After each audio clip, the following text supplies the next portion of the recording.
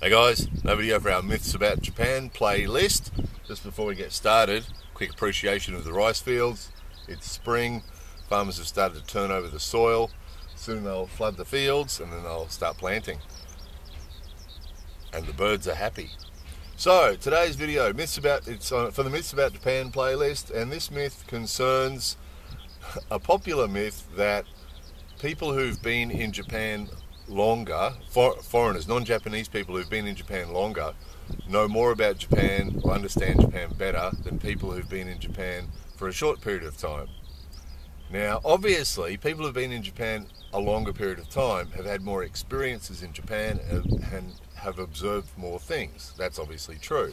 However, what I've observed is that doesn't necessarily mean they understand what's happening.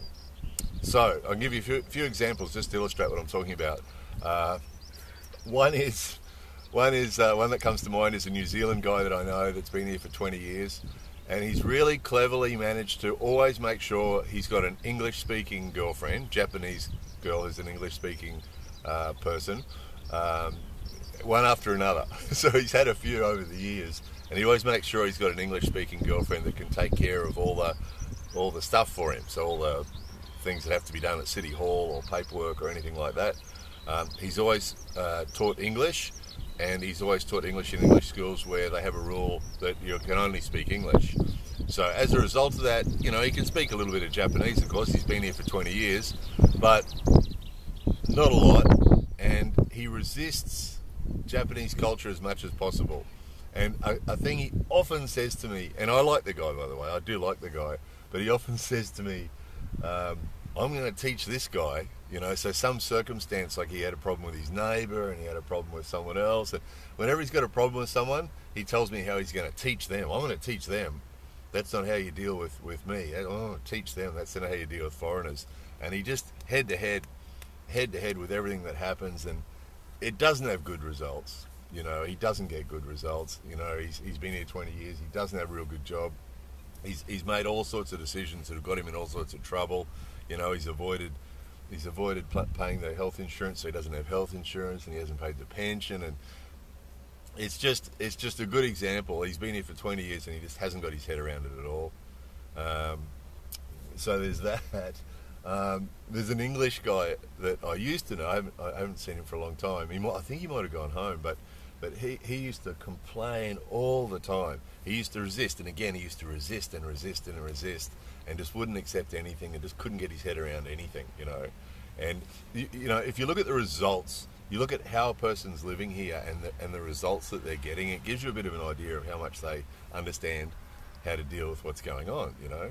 And both of those guys were not getting good results. I like both of them, by the way, but neither of them got good results here. They just didn't, because, you know, they just didn't seem to understand what was going on, right? So both those guys, I think the English guy had been here longer. He might have been here 25 years or something at that stage, and the New Zealand guy's been here about 20.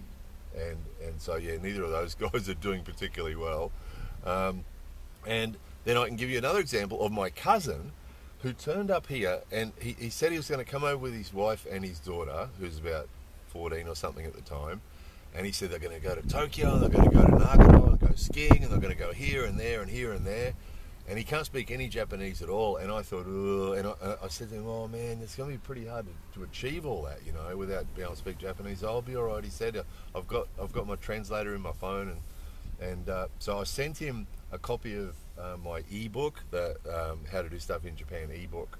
And I said to him, you know, maybe you can read this on the plane, because I thought it might help him, because he was coming with no experience of Japan at all and no Japanese, right?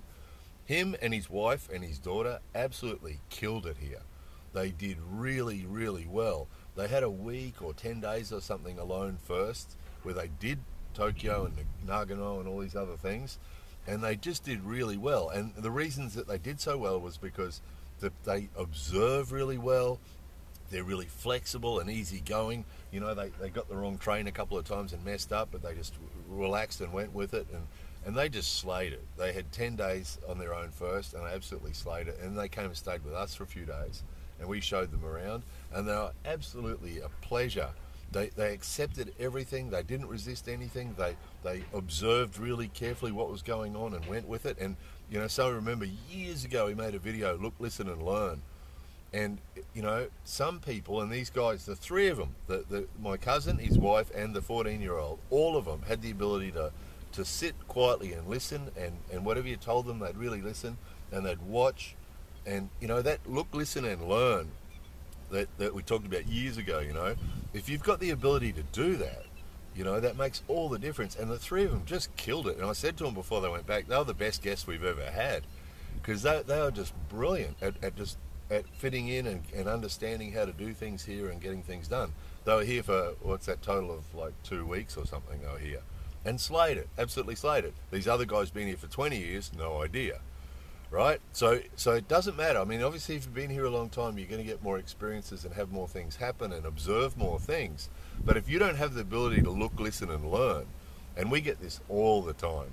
We get this all the time. Before YouTube even existed, I used to see stuff on the internet where people would be saying, I've been in Japan 20 years and I know this and I know that. And then you know by what they can start saying after that, you can get a bit of an idea whether they do actually understand what's going on or not, you know. And what triggered this video is one guy did it this week. I've been in Japan 22 years. I'm always a bit, two things I often feel when I read someone say that. First one is, there's a good chance it's not true. But the second one is, if it is true, it doesn't mean they understand what's going on, right? And quite often, you know, I've been in Japan 20 years, and sometimes we'll make a video about something and they'll say, I've been in Japan 20 years, I've never seen that. And it's like, yeah, okay. Now that could be because they haven't been in Japan 20 years, or because they're not real observant. Or like our New Zealand buddy, he's isolated himself from day-to-day life in Japan pretty much, so he doesn't get exposed to much real Japan life, you know? So I mean, another example, you guys would know this for yourselves. How many people do you know? You think about somebody who lives in your country, in your home country, that you know, who's 50 years old, who was born and raised in your home country, but still has no idea how to live his life. You know, I'm sure everybody can think of an example of someone that they know that's lived in that country for 50 years, lived there all his life, he was born and raised there, lived there all his life, but his life is still a mess because he really still doesn't know what's going on, right? And then you also know a 20-year-old guy who's really got himself together, who does really well. And it's the same thing. It's the same thing. It doesn't matter how long they've been here. It's their ability to look, listen, and learn. You know, and so many we come across all the time on the internet, you know, on YouTube now and on Facebook and social media and so on, that, you know, they're sprouting off their opinions on things, and I've been here 15 years and I know all about it, you know. And then you know by what they then say. You know, the ones that go on all the time about how I'm going to do it my way and I'm going to teach them. And of course, everybody can. And I mean, everybody has an opinion too, and that's fair too. You know, that's fair too. I think, you know, absolutely. I mean, quite often, the most useful piece of information on one of our videos will actually not be in the video. It'll be in the comment section by some really observant person who made a really observant comment. Someone who has the ability to look, listen, and learn, who makes a really switched-on comment. And over the years, we've had so many of them. We make a video like this about some topic, and then someone absolutely nails it in the comment section. Go, wow, look at that! That person's looked, listened, and come up with a conclusion that's just spot on. You know, I was like, wow, that's absolutely right. You know, it happens all the time. The most interesting piece of information on the video is actually not in the video, it's in the comment section. It happens all the time, you know. So everybody's opinion counts, doesn't it?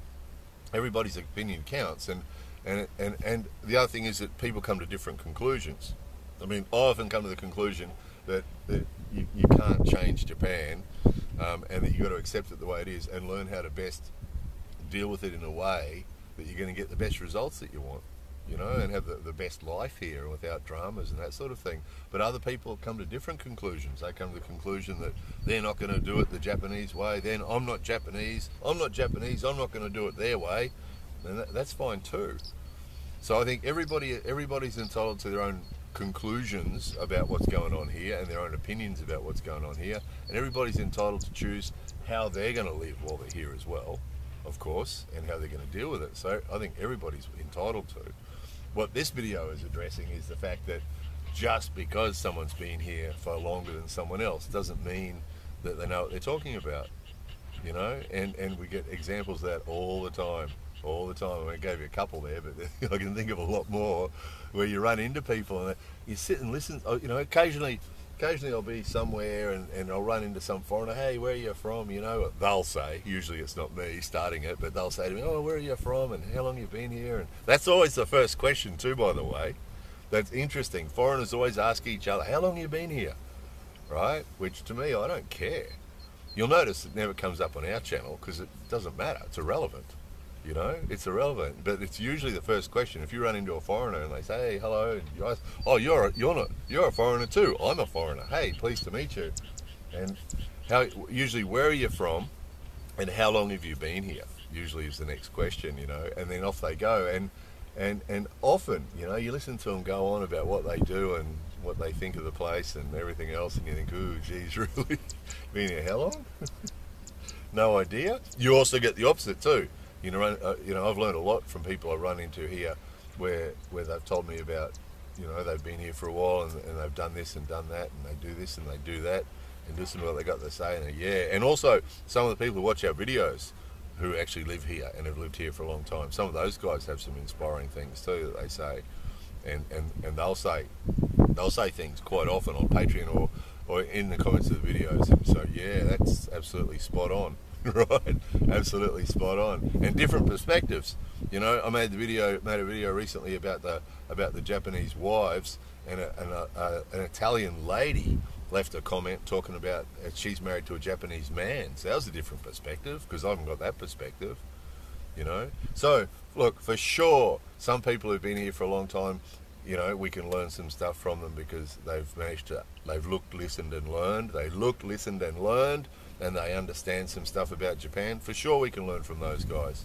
And also, for sure, some people who turn up here at first have got no idea, but also some people who have turned up and they've been here for a short period of time do understand a lot of what's going on. They're perceptive and they've looked, listened and learned, and their perception is good. You know, so there's no guarantee either way.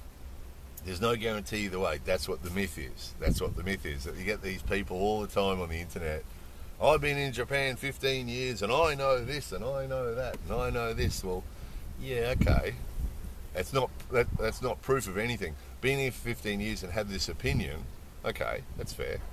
But it doesn't mean it's correct, or it doesn't mean everybody's going to agree with it, or it doesn't mean, you know, that it's a insight into what's really happening. It's their perception, isn't it? Same as our videos. Every video ever made about something like this has always been just observations usually from my perspective. Quite often it's been bounced off family members or other Japanese people or different people, but what it comes down to, if I make the video, what it comes down to is basically my perception. So often people disagree with my perception of things. Down in the comments they'll say, oh, I don't think so, I don't think you're right on that one, or I think differently, or whatever. Almost every video that involves an opinion will have a different opinion. That's cool. That's cool. That's not the point. The point is, the myth is, the myth is that some sort of sliding scale, usually promoted by people who've been here a while, they promote that idea, that there's some sort of sliding scale, that the longer you're here, the more you understand what's going on and the better you are at living here or something, which isn't necessarily correct, is it? You've got the opportunity, the longer you're here, the more opportunity you've got to learn and get your head around what's going on, but there's no guarantee.